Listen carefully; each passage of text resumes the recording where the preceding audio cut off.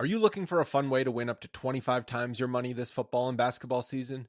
Test your skills on Prize Picks, the most exciting way to play daily fantasy sports. Just select 2 or more players, pick more or less on their projections for a wide variety of stats, and place your entry. It's as easy as that. If you have the skills, you can turn $10 into $250 with just a few taps. Easy gameplay, quick withdrawals, and injury insurance on your picks are what makes Prize Picks the #1 daily fantasy sports app. Ready to test your skills? Join the Prize Picks community of more than 7 million players who have already signed up. Right now, Prize Picks will match your first deposit up to $100. Just visit prizepicks.com/bluewire and use code BLUEWIRE.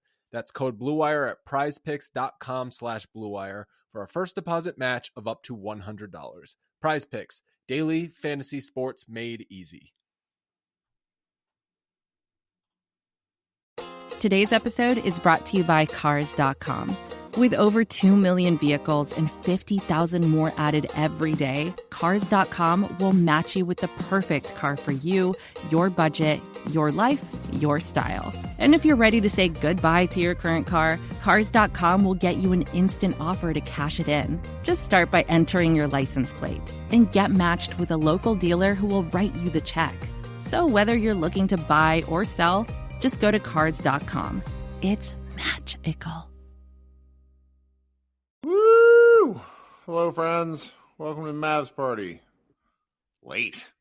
12:15 or so here on Friday morning, January 27th. You're joining me, Kirk Henderson, editor of Mavs Moneyball, for a hopefully fun and perhaps brief episode of Mavs Party. The Dallas Mavericks just held on and really stuck it to a Phoenix Suns team that's a little injury-laden themselves, but you know what? I don't care. I don't care because Dallas Mavericks lost Luka Doncic 3 minutes in. Team really showed something tonight, really fun, particularly after that DC loss. Spencer Dinwiddie coming up huge, shooting the ball impossibly well. Really fun to see him attack. And, you know, I don't want to say take advantage of situations. Frankly, when he's been the lone point guard on the court, at times this year, he hasn't had the best of games. And it was great to see him really just go at the Suns. I had a great time.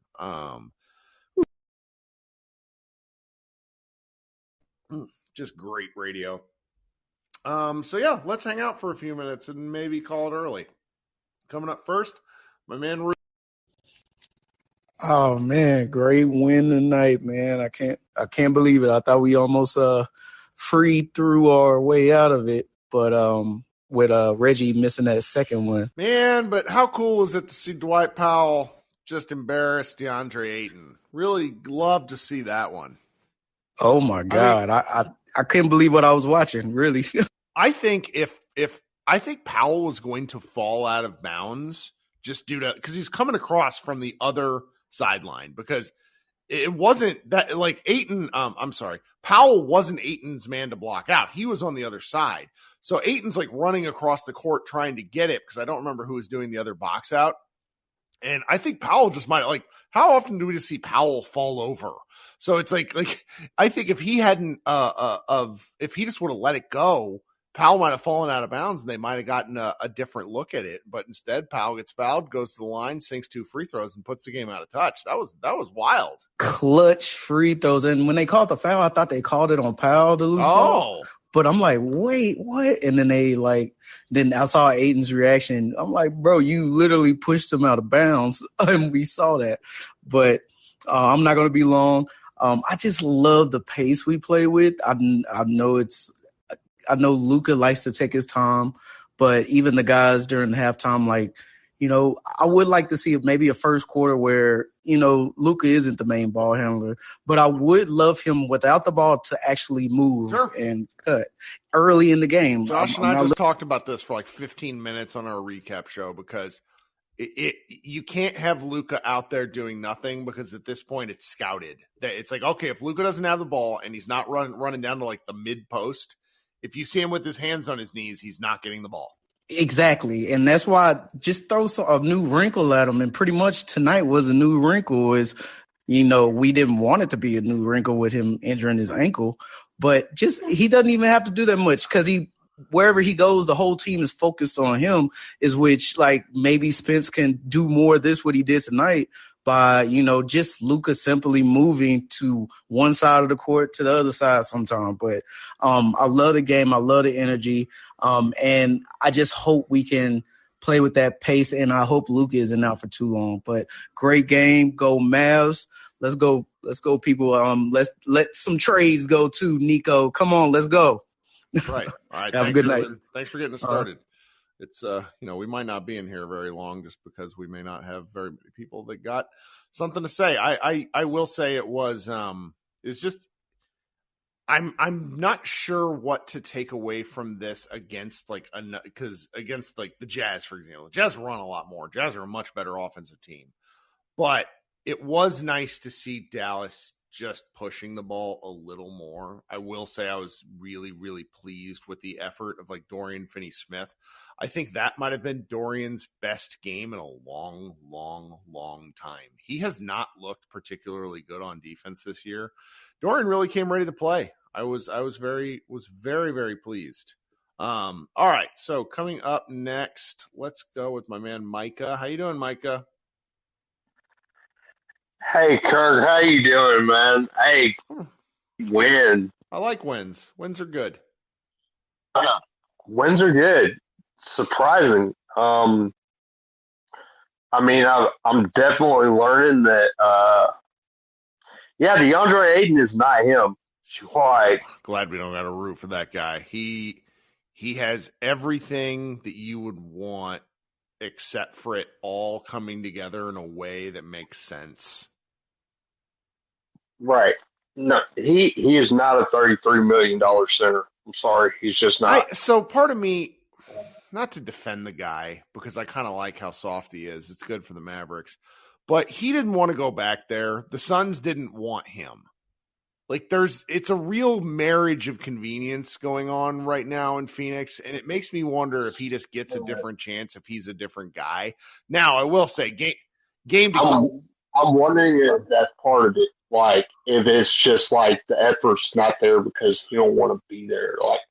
Part of me wonders if that's playing a part. Well, he's got to stop being so damn soft with these 8-foot jumpers. He was getting guarded by Dorian, Reggie Bullock, and Dwight Powell. And to shoot 6 of 20 is embarrassing. Exactly.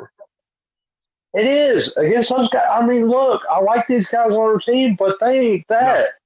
No. It's just I was talking about, looking back at the game when we played Miami, I was thinking the same thing when against Bam,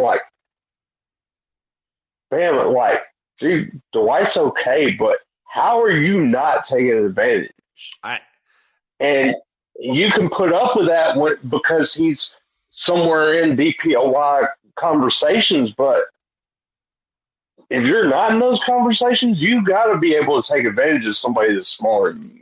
Well, Haralabos Vulgaris was tweeting a little bit about this during the game and talking about how odd it was that the Suns really went out of their way to get both him and Biyombo post touches.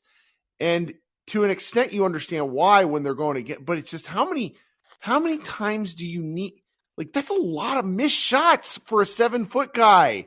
14 misses is really uncomfortably weird. So, what else did you see tonight? Yeah, that's what. Man, Spencer is just he took over. To come off of that situation, I was happy for him to be able to do that. That's a great game for him. 36, 9 and 6, I'll take it. So, in the middle of the game, I tweeted that, not middle. Spencer had shot 4 from 5 from 3 at this point. And so this is so before he came to Dallas, so his time in Detroit briefly, his long period of time in Brooklyn, and his time in DC. He shot 5-11 for 1,612 from 3. That's just under 32%. In his time with Dallas, he has made 169 threes and shot 415. Which is 416, which is just under 41%. That kind of swing is ridiculous. Oh. I just don't know what to do with those numbers because what it tells me is that once he tore his ACL and he's in rehab, he just basically, once he was good enough, he just worked on his shot. Because even, somebody, a Brooklyn Nets writer told me he used to have to take really bad end of shot clock threes, which is, that will, but how much of that can't be, 400 shots of his 3-point attempts. I mean, almost a 9% raise that just doesn't happen. I mean, Dorian Finney-Smith did it when he went from 30 to 38, but he was playing with Luka on wide open shots. Spencer's not getting like tonight was a great example. Some of the shots he was making were just tough man shots, You there, Micah? There we go. Yeah. So he's found a rhythm since he's been here. I mean, it's unexplainable to jump like 8%, like to be in that stage of his career to jump like 8 percentage points from three that's insane. It's the only way I can explain it is just being able to be in a rhythm with where he's not having to take so many wild shots. Like he has more catch and shoot opportunities, but then that has him in a rhythm. It's great. It's great stuff. Well, thanks for hanging out with us tonight, man. Like kind of like Jaden. Yeah, thank you. No, if you got something else, keep going. Oh yeah, no, it's. I was just gonna say it's almost like Jaden Hardy. When he started off with G League at night, like that was the main. Like he was supposed to be a top 5 prospect, and he failed because of his efficiency, because he was having to create every shot for himself. Yeah, and not getting catch and shoot opportunities. That's a fun comparison point. Thank you for that, man. All right, well, we'll talk soon. Okay. All right, let's see what's going on in the chat before I bring up my man Brent to close things. Ethan asks, can we get Zach LaVine without Spencer in the trade is the question. The answer there is no. Also, Zach LaVine has made it like largely insanely loudly known that he wants to go play with the Lakers and LeBron in specific. So I don't think that the Mavericks will be in on that one. I also don't know if you want it, because if you were to go look at his performance the past several games, he's in the middle of quite the meltdown, though I understand how good of a player he is. All right, let's see who else we have out there. Okay, Brent. How you doing, Brent? Thanks for waiting. No worries. The Lakers can have LaVine as far as I'm concerned. Yeah. I read that... You muted yourself. Give you a second here. All right. Sorry about that. That's all right. I read that Matt Ashiba's purchase of the Suns is about to be ratified right before the trade deadline. Interesting.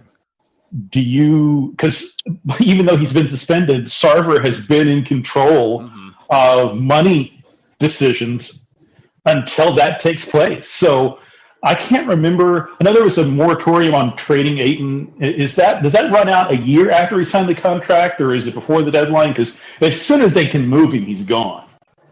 I don't know. It's a really good question.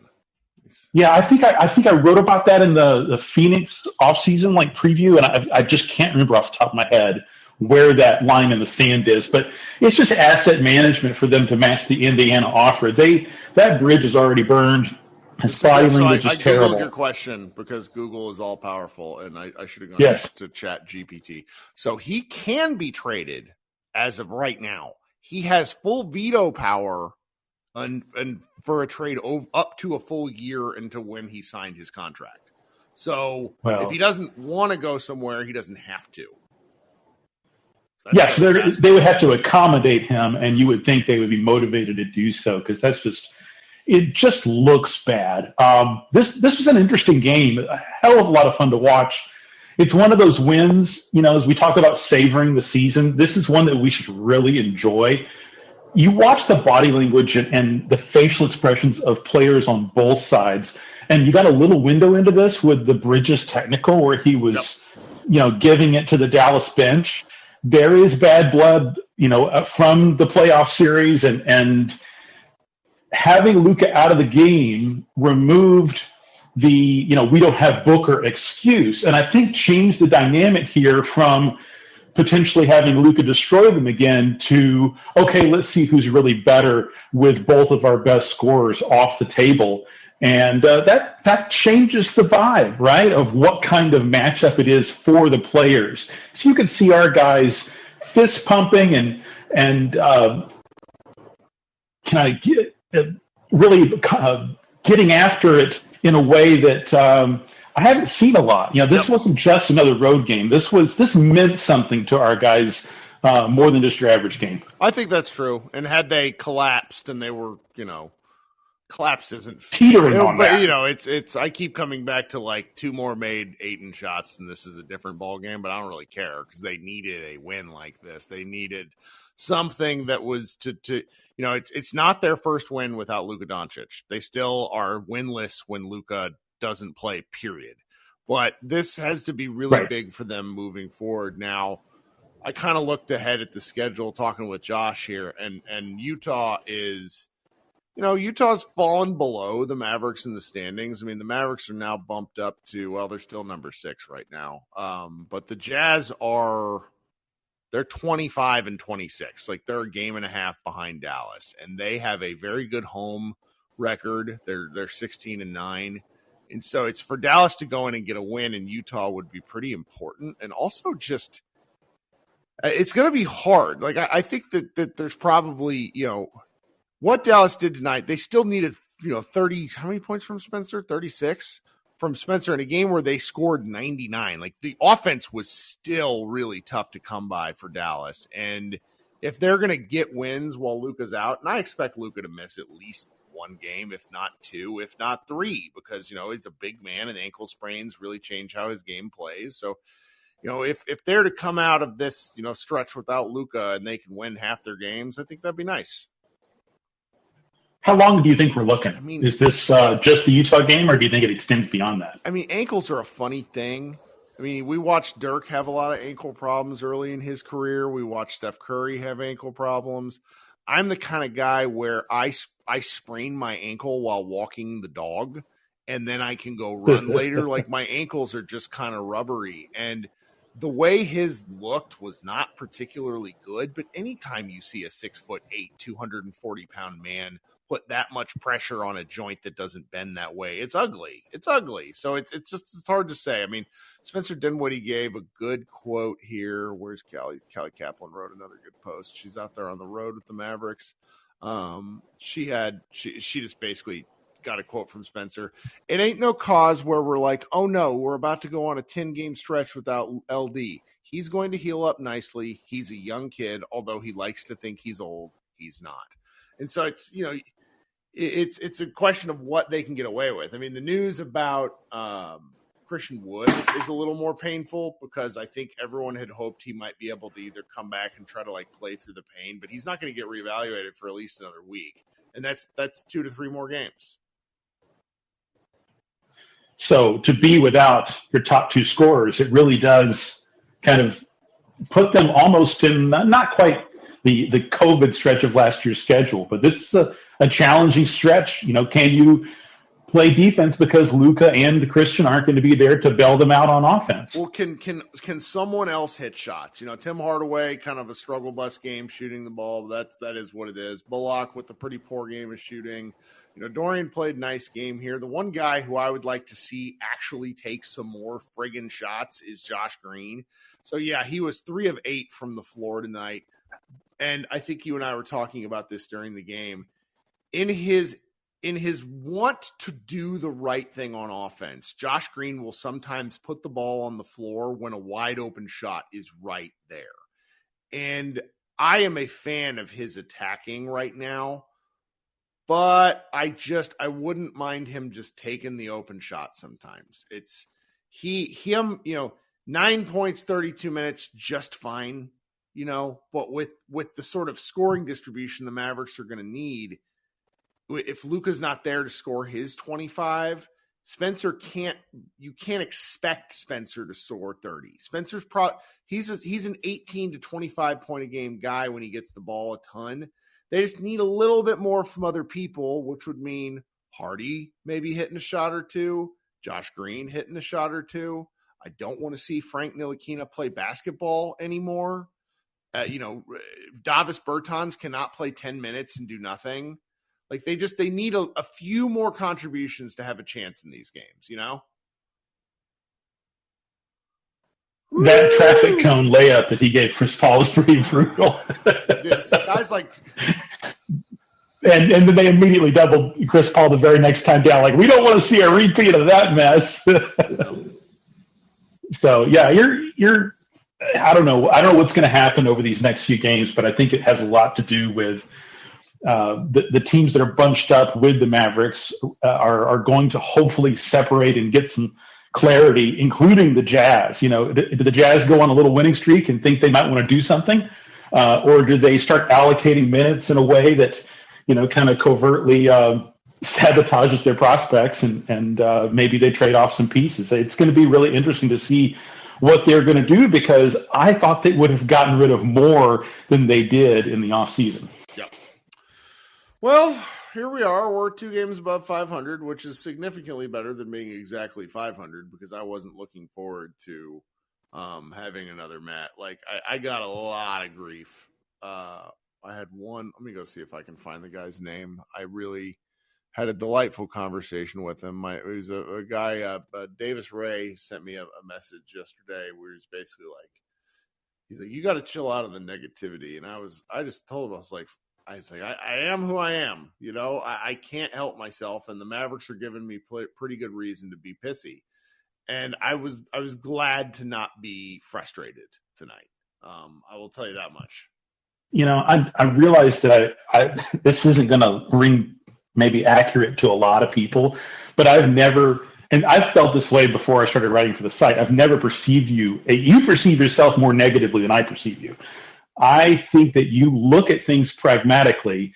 You're not hesitant to call things that are positives or that you enjoy. You'll say that, but when things frustrate you, it's this reservoir that is built up over time of decisions that kind of tether to each other. And that's where a lot of this comes from and spills out maybe disproportionately when you have a game like we did the other night with Washington that we should not have lost. But it's not like you start these shows just looking for reasons to tear the team down. Oh, of course not. And Spencer's quote, I will stick to this. I have a screenshot of how his 2-minute long LeBron James sort of like just soliloquy that goes all over the place and doesn't take any responsibility.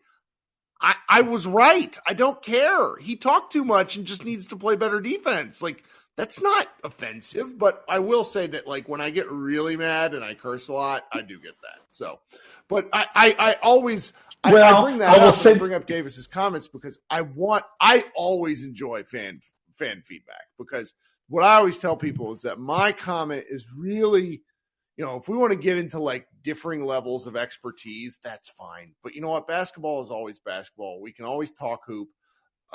Sometimes we will simply have to agree to disagree on items, and that's fine. I like talking with people on this.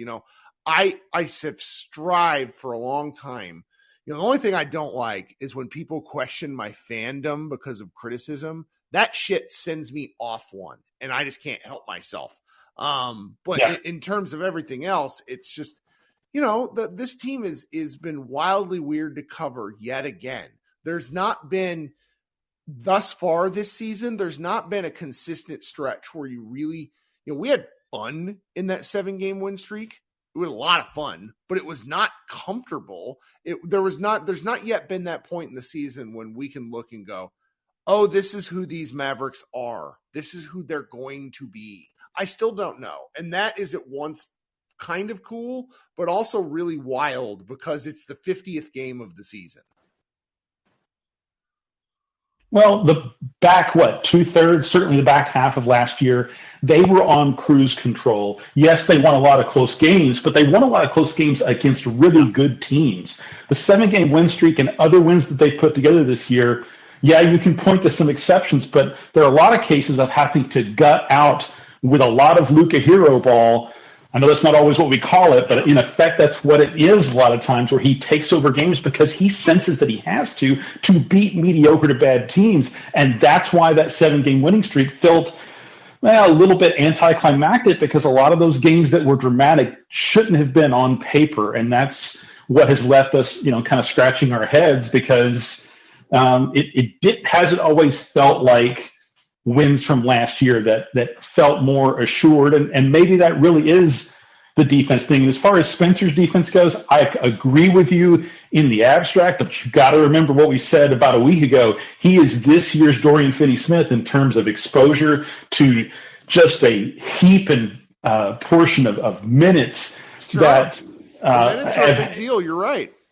He has never played this much. You go look at his year-to-year stats and then what he's averaging per game this year. I think it's more than 10 minutes higher this year than he's ever played before, and that's a function of Brunson not being here and never being replaced. He's been a real Iron Man. He's been a real Iron Man because he hasn't missed games either, and that's there's been a significant. This is the time of year where you start to see a lot of conversation about rest and whatnot, where it's like Paul George has missed 16 of the Clippers' 50 games. Like it's hard.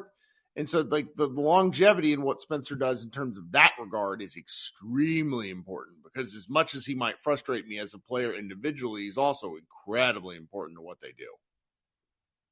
So yes, and incredibly huge tonight. I think that for as many times as people might say that our site or the show or you in particular is negative or unduly negative, I don't think that you'll shy away from saying that Spencer was spectacular tonight, and we will take it because we needed it. Well, and they're going to need it again against Utah, and I suspect, I don't know, I think he really relishes the role in doing this in small doses. He probably doesn't have the juice to do it every night, but it really wouldn't shock me if, let's just say, Luka misses these next two games, we get another similar performance in one of these two, particularly maybe against Detroit. So. All right, man. Yeah, thanks for hanging awesome. out. Take care. All right, everybody. Good times. Noodle salad. Thanks for hanging out with me. Just so everybody knows, there's a really good chance I don't do a show Saturday night. I got to drive up to Kansas City to see my folks. And my mom will probably watch the Mavs, but I don't know if they will really want me to be hanging out and yelling on a live show at the middle of the night. But obviously, good stuff up in Mavs Moneyball. Brent, who was just up here at a nice post today about the trade deadline that I think is worth reading. We updated our rumors post a little bit, but this is nuts. I mean, Mark Stein just dropped his kind of most recent thing. This isn't breaking news because he didn't really have anything to say that was like interesting about the Mavs, other than the Mavericks are going to have to continue to consider moving Wood if they can't come to terms on an extension. But that's nothing new that we didn't already know. Yeah, everybody have a good Friday. And if we don't talk on Saturday night, we'll definitely talk on I guess it's Monday night. So everybody have a good day. Talk soon. Go Mavs.